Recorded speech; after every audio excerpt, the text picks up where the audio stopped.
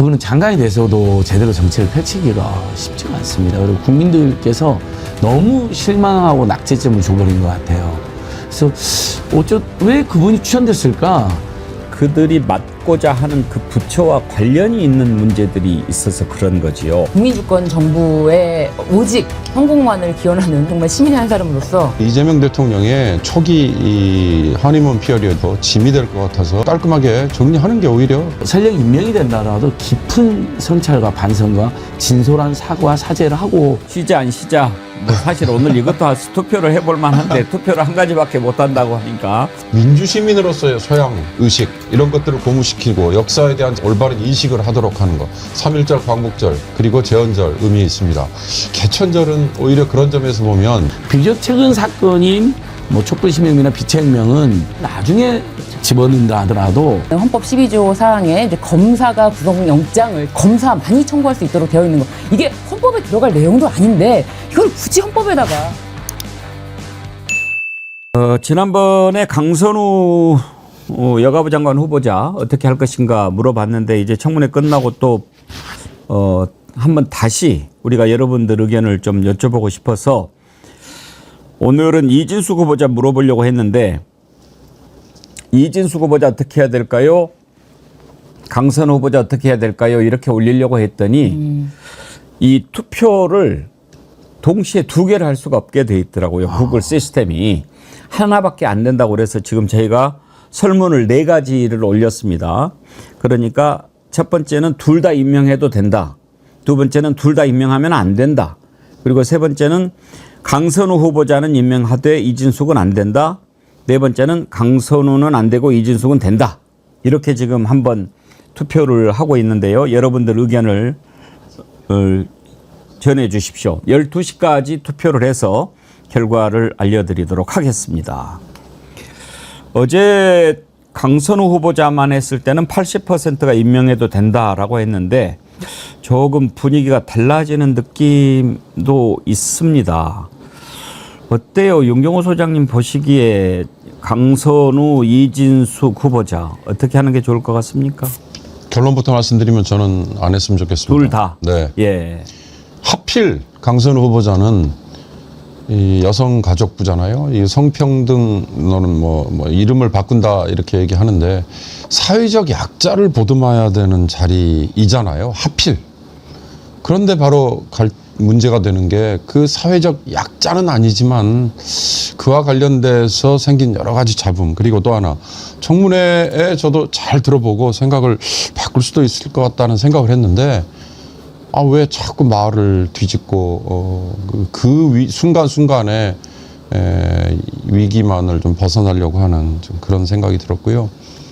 이진숙 후보자는 기본에 대한 공부가 안 돼 있더만요. 이 교육부 장관을 맡으시기에는 이 초중등 교육이라든지 이런 거에 대해서 본인이 너무 인식이 안 돼 있어요. 그러면 그 짧은 기간이나마 좀 노력이라도 하시지. 그거에 대한 성의도 저는 안 보였는데 거기에 더해지는 게 본인이 학부모로서의 경험도 없지 않느냐. 이건 너무 아픈 대목이어서 이 두 분이 오히려 이재명 대통령의 초기 이 허니문 피어리어드 6개월 또는 1년 이 굉장히 오히려 더 짐이 될 것 같아서 이 두 분에 대해서 깔끔하게 정리하는 게 오히려 더 힘을 얻을 수 있는 계기가 되지도 않을까, 될 수도 있지 않을까, 저는 그런 생각이 듭니다. 사실 지금 말씀하신 것처럼 두 후보자에 대해서 비판 여론이 나오는 것은 그들이 맡고자 하는 그 부처와 관련이 있는 문제들이 있어서 그런 거지요. 강선우 여가부 장관 후보자는 여성뿐만 아니라 여성 가족 평등 이런 부분인데 뭔가 갑질이 그런 정신에 부합하지 않는 것 같다는 지적이고, 교육부 장관 후보자인데 논문 표절 의혹이 있고 또 의무교육을 제대로 시키지 않고 조기 유학시키는 부분, 이런 부분들이 이제 과연 교육부 장관 후보자로서 자격이 있느냐, 이런 지적들이 나오는 거지요. 이번에 많은 국민들이 또 그거 깨달은 거예요. 의무교육이라고 하는 게 나라에서 의무적으로 교육을 시켜준다라는 뜻도 있지만 우리가 의무적으로 학교를 보내야 합니다. 그러니까 초등학생, 중학생이 지금 의무교육이죠. 안 보내면 안 되는 거죠. 국민의 의무이기도 하지요. 그러니까 국가의 의무를 넘어서서 우리 국민의 의무도 있다라고 하는 건데, 지금 이제 청문회 계속되고 있는데 끝나고 나서 여론을 수렴해서 결정하겠다라고 하는데, 일부 언론에서 마치 두 사람은 정리되는 것처럼 이렇게 보도를 하니까 대통령실에서 사실과 다르다 입장을 밝히기는 했습니다. 특히 강선우 후보에 대해서 자진 사퇴로 대통령실 분위기가 기울었다는 일부 언론이 보도가 있었는데, 대통령실에서 이 부분은 사실과 다르다. 대통령실은 기존 입장에 변함 없습니다. 라고 홍보소통수석이 바로 잡았습니다. 이렇게 하지 않겠다가 아니고 지금 아직 결정되지 않았다. 이런 뜻으로 받아들입니다만, 신유진 변호사님은 만약에 저 내 문항에 투표하신다면 어디 쪽이실까요? 저도 좀 말이 조심스러운 부분이 있습니다. 왜냐하면 저는 사실 이재명 정부, 국민주권 정부의 오직 성공만을 기원하는 한 정말 시민의 한 사람으로서 어쨌든 대통령실에서 낭만은 없다, 첫 결정 낭만은 없다, 기조 그대로 변함이 없다라고 하는 상황에서 뭐 후보자의 이제 인사청문 위원도 아닌 제가 말씀드려야 조심스러운 부분이 있고, 또 이제 근데 이제 이준숙 지명자는 말씀하신 것처럼 그 초, 중 등 의무 교육 그거를 소홀히 하고 미리 조기 유학을 보냈다. 이 점뿐만 아니라 정말 그 학부모로서의 우리나라 현실에서 대학을 보내본 그런 심정, 이런 공감대라는 게 있지 않습니까? 이제 뭐 그 당시는 그랬고 지금은 달라고 어떤 변화라는 게 있지 않습니까? 그런데 그런 거를 한 번도 전혀 인지하지 못한 상태에서 이 지금 우리나라 교육개혁이 산적해 있는데 과연 이 문제를 공감대를 이끌어서 잘 해결할 수 있는지, 그게 매우 의문입니다. 그게 매우 의문이고, 그 외에 기타 나오는 여러 가지 의혹에 대해서 청문회 때 다 소명하겠다라고 했지만, 글쎄요, 이게 소명될 수 있는 성질의 것이 저는 아니었던 것들이 많이 있어서 이것이 소명됐다라고 보이지 않아요. 그리고 또 뭐 강선우 의원 같은 경우는 이 증거가 이제 초반에 나온 거랑 점점점 쌓여가고, 또 이제 오늘자 보도로는 또 다르더라고요. 그러니까 이게 제가 말씀드리기가 더 조심스러운 부분이 있는 게, 뭐 초반에 나왔던 증거만으로는 뭐 낙마 사유까지는 아니지 않나라는 생각을 저도 했었는데, 그런데 이게 그런 식으로 이제 그냥 낙마까지는 아니야라는 분위기 때문인지 더 계속적으로 폭로가 이어지고 있어서 너무 조심스럽습니다. 사실 지금 이재명 대통령 지지하는 분들 가운데도 두 사람 임명하면 안 된다라고 얘기하는 것도 이재명 대통령의 뜻에 반대하는 게 아니고, 이재명 대통령한테 누가 될까 봐, 이 정부에 부담을 줄까 봐 그런 의견들이 많으신 것 같아요. 두 분 다 좀 조심스럽게 입장을 밝히셨는데, 안진걸 소장님 의견도 들어볼까요? 예, 저도 조심스럽죠. 왜냐하면 진짜 어렵게 정권 교체를 해냈고, 지금도 내란 잔재 청산과 그 다음에 민생 경제 회복에 올인해야 되는데 뜻하지 않은 이제 논란이 생긴 거잖아요. 저도 투표는 했습니다. 보니까 저랑 생각이 비슷한 분들이 제일 많긴 하더라고요. 아, 그래요? 근데 뭐냐면 저는 이진숙 후보자님은 상당히 어렵지 않나 하는 생각이 들더라고요. 왜냐하면 교육시민단체들이 이렇게 일제히 다 나서고 반대하면 그분은 장관이 돼서도 제대로 정치를 펼치기가 쉽지가 않습니다. 그리고 국민들께서 너무 실망하고 낙제점을 줘버린 것 같아요. 그래서 왜 그분이 추천됐을까? 인수위가 없어서 인사검증이 제대로 안 되고 몇몇 분의 추천이 강하게 들어간 것 같은데, 저는 그런 부분들까지도 좀 점검을 해서 조금 공석이다 하더라도 그래도 국민주권 정부에 걸맞는 분이 올 수 있도록 더 노력을 했으면 좋겠고요. 강선 후보자는 저는 아직도 마음을 정하지 못하겠습니다. 그분이 의정활동이라든지 이런 거 했을 때 저희들이 많이 응원 보내고 그런 게 또 있었거든요. 근데 저는 결정적으로 그 민주당 보좌관협의 역대장들이 반대 성명을 냈잖아요. 이것은 굉장히 큰 타격이고 아픔입니다. 그렇다면 본인도 설령 임명이 된다라도 깊은 성찰과 반성과 진솔한 사과와 사죄를 하고 국민들 앞에서 정말 열심히 일해서 성과를 내는 거로 보답하겠다. 아주 중차대한 그런 그 절박한 모습을 좀 보여줘야 되겠다 이런 생각이 들더라고요. 네, 여러분들 투표 12시까지 참여하실 수 있습니다. 끝나는 대로 결과를 여러분께 알려드리고 오늘 투표 결과를 민주당과 대통령실에도 좀 전달하도록 하겠습니다. 우리 정월 의원님들의 의견은 이렇다. 1948년 7월 17일에 대한민국 헌법 공포가 됐죠. 그래서 그날을 기념하는 날이 제헌절인데 윤경호 소장님 7월 17일이 대한민국 헌법 공포한 날이라서 제헌절이잖아요. 네. 근데 왜 7월 17일 날 공포했는지 아세요?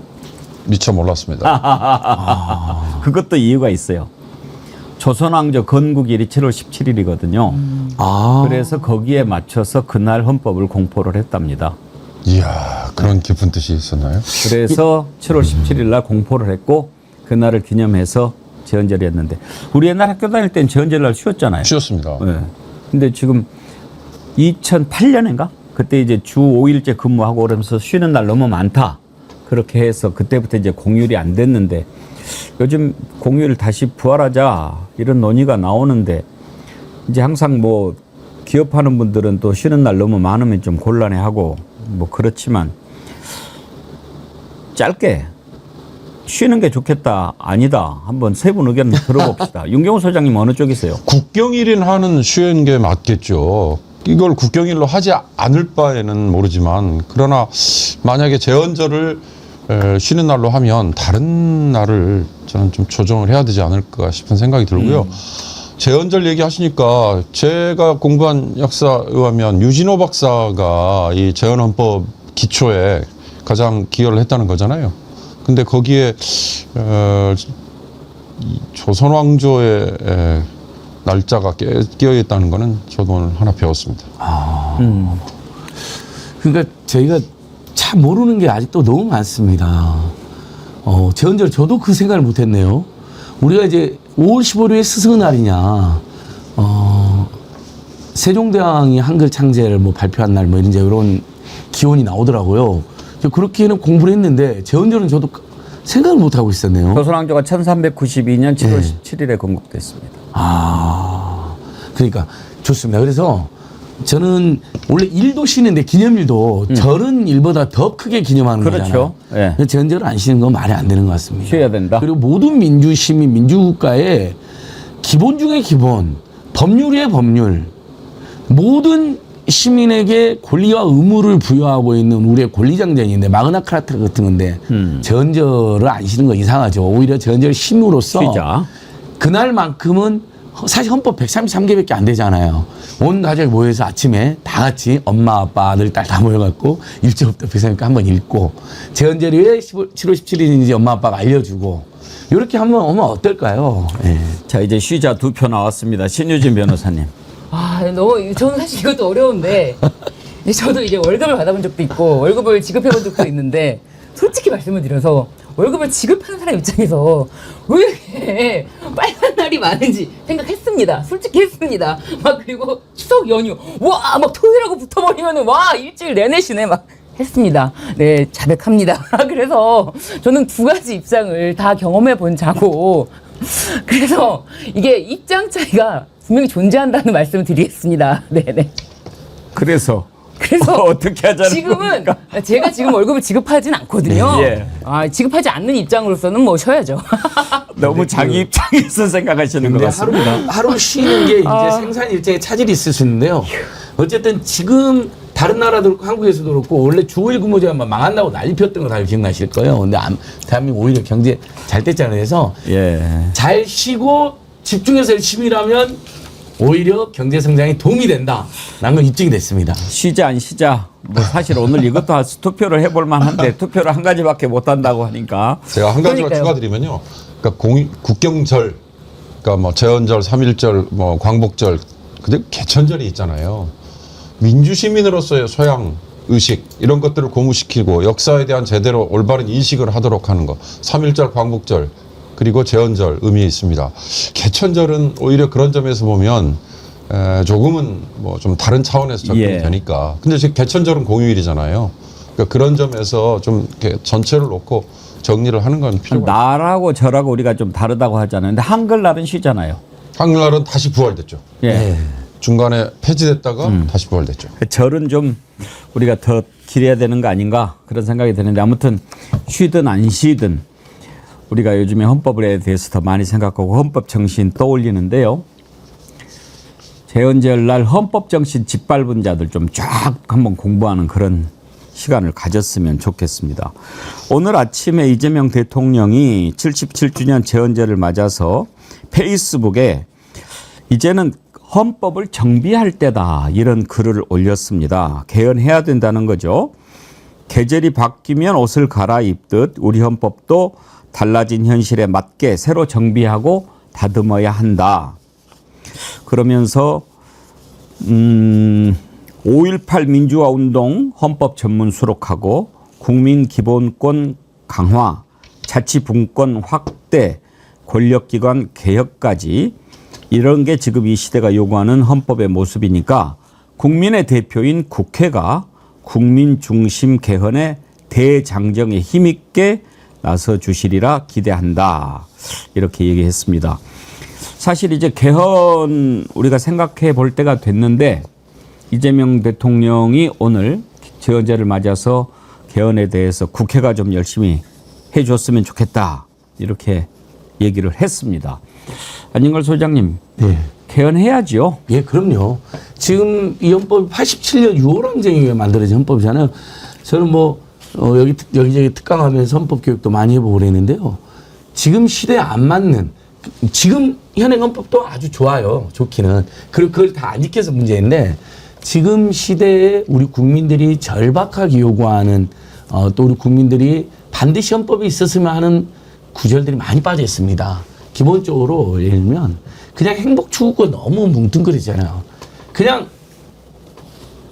생존권, 그 다음에 민생의 안정, 그 다음에 우리 얼마나 많은 어제도 이재명 대통령이 그 참사 유가족 200여 모셔가지고 머리 숙여 사과하는데 전 눈물이 펑펑 나더라고요.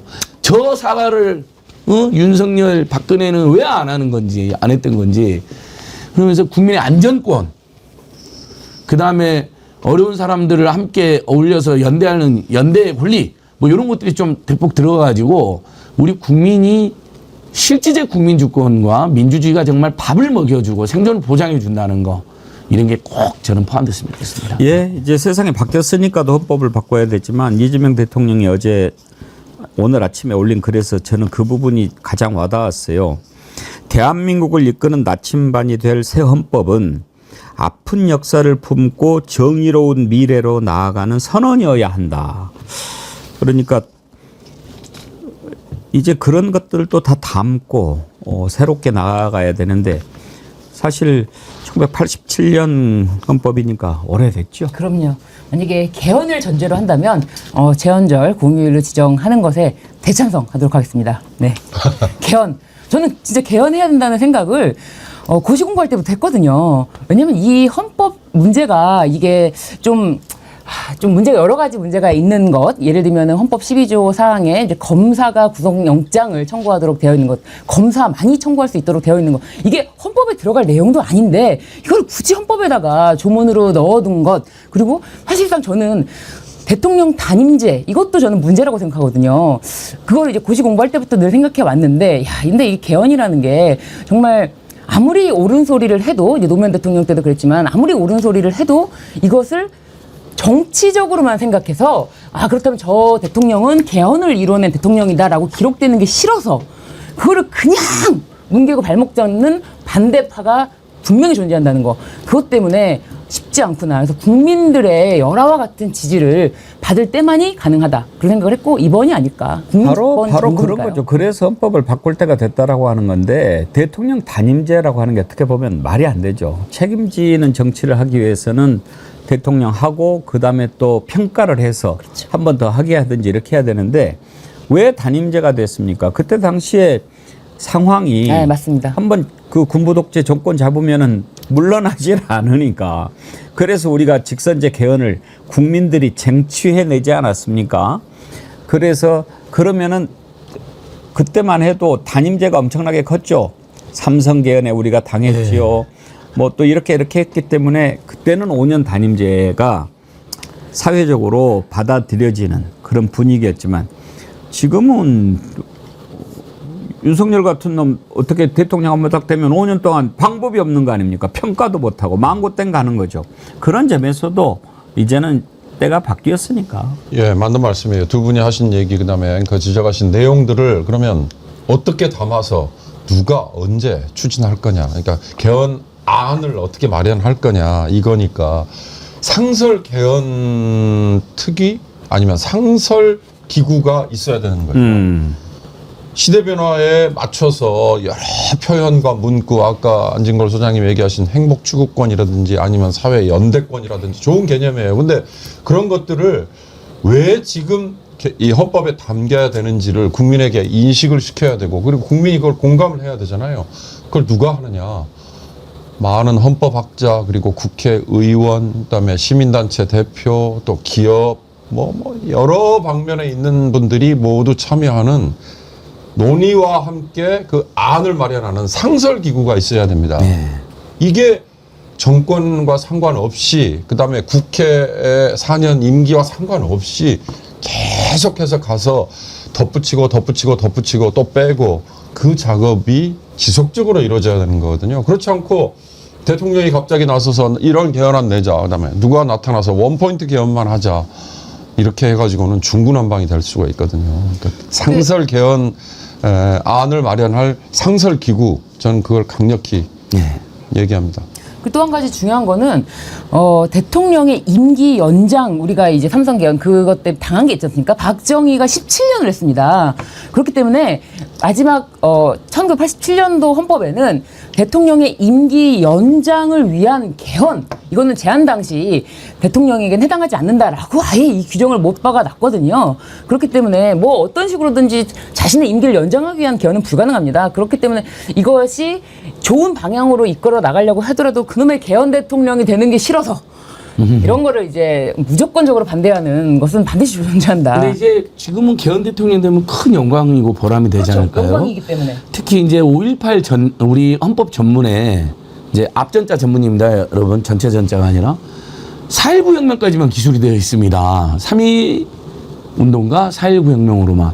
근데 대한민국 지금 민주 요체는 무엇입니까, 여러분? 정말 80년 5.18 광주민중항쟁과 80초 요랑제를 뺄 수가 없잖아요. 비교적 최근 사건인 뭐 촛불시민이나 비체혁명은 그건 나중에 집어넣는다 하더라도 최소한 이제 보수 야당마저도 5.18 광주민중항쟁 요랑쟁은 인정하고 존중을 하고 있거든요. 저는 5.18뿐만 아니라 그 전에 있었던 부망쟁까지 다 전체적으로 잘 포함을 해서 집어넣어서 요거 내년 6월 지방선거 때 개헌 투표를 같이 하는 방법도 있다. 근데 그러려면 오늘 이제 우원식 의장도 그렇고 이재명 대통령도 지금 개헌을 강조했잖아요.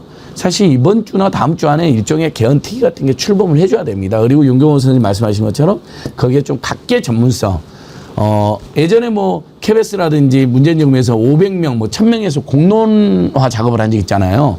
그런 토의를 우리 국민적으로 하고 우리 국민들 모두가 참여하는 어떤 여론조사나 설문조사 같은 것도 인구 센서스처럼 헌법 개정하면 반드시 들어가야 될 조항이 뭐라고 생각하냐, 이런 대대적인 좀 헌법에 대한 참여 작업을 거치는 것도 의미가 있습니다. 예, 개헌 얘기는 앞으로 또 할 날이 많이 있을 것 같습니다. 아까 재헌절 쉬는 것과 관련해서 지우아빠 헬리님 댓글 보내주셨는데 어제도 이 시간에 생방송 참여하셨는데 오늘 또 오셨군요. 쉬는 날이 하루 더 생기면 좋긴 한데 저처럼 휴일 주말에 일하면 아이들 어린이집 학교 못 보내니 강제적으로 연차를 내야 돼서 참 쉬어도 그렇고 안 쉬어도 그렇고 둘 다 스트레스입니다. 맞아요. 맞습니다. 육아하시는 분들은 그런 문제 있죠. 투표를 12시에 마감했는데요. 이진숙 강선우 후보자 어떻게 해야 할까요? 모두 11,656분이 투표에 참여해 주셨습니다. 가장 많은 의견은요, 강선우는 임명하자. 그런데 이진숙은 안 되겠다가 37%입니다. 그 다음으로 둘 다 임명하면 안 된다가 34%, 둘 다 임명해도 된다가 26%인데요.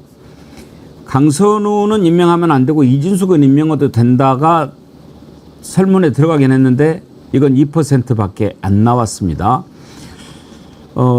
새 문항이 거의 비슷하게 나왔는데 그래도 가장 많은 의견은 강선우는 임명하자, 이준석은 안 된다. 그리고 둘 다 임명하면 안 된다가 상대적으로 많이 나왔네요. 저도 3번을 찍어서 그랬죠? 예, 아까 말씀드렸는데 1, 2번의 의견들도 다 또 일리가 있으셔가지고 이해가 돼요. 그리고 다소 좀 예민해가지고 요 발언들은 방송 때마다 비판을 받기도 하더라고요. 근데 패널도 또 고뇌가 많으니까 또 정보의 차이나 판단의 차이가 있으니까 요 이슈는 좀 서로 조금 더 너그럽게 서로 소통했으면 좋겠습니다. 예. 예. 둘 다 안 된다는 분도 꽤 되시잖아요. 그렇죠. 34%면요. 그 여론을 우리 정어리 TV처럼 이재명 후보에 애정을 가지고 있는 분들 중에 34%면 그런 여론을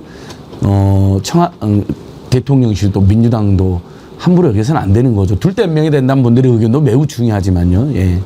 그러니까 종합적인 고민할 수 있도록 서로 열어놓고 토의를 했으면 좋겠습니다. 네. 투표에 참여해 주신 여러분께 감사드립니다.